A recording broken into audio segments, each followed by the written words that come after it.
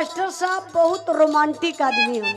वाह, बहुत बढ़िया गीत बजौलो।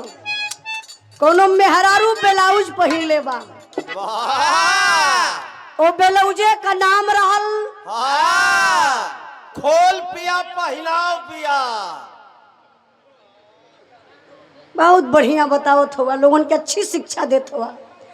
केहू का मेहरारू अगर कही दे कि उजाला का टेरिया बोलेला खोल पिया पहनाओ पिया, हाँ, पहले खोल पिया फिर पहनाओ पिया।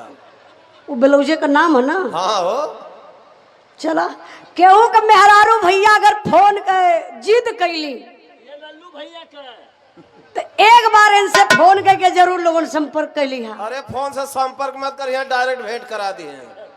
अरे नियत खोर आदमी।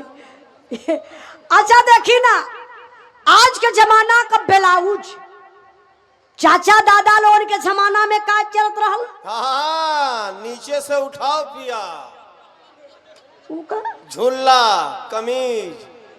नहीं नहीं बतिया सही है, तनी से घुमाए के प्रमुख जी। पहले के जमाना में झुल्ला चले जेके कमीज कहल जाए, आपका दोनों और जेबर भी रहे। यहाँ से यहाँ ले रहे, उमा बटन उटन ना लगल रहे, शायद लगल रहे। अच्छा कुछ बटन भी लगल रहे।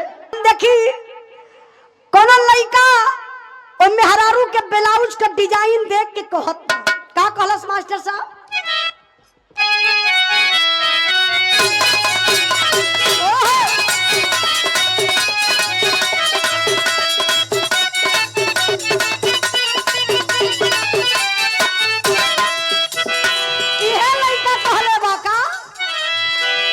बाड़ी झमक लुकरे जा तोहरा बलमुआ कौला लाइन के।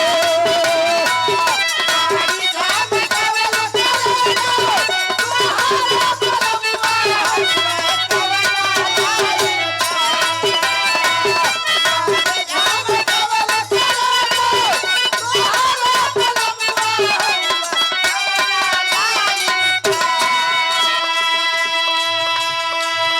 बाड़ी झमक लुकरेला तोहरा बलमुआ कौला लाइन। रोज रोज घूमे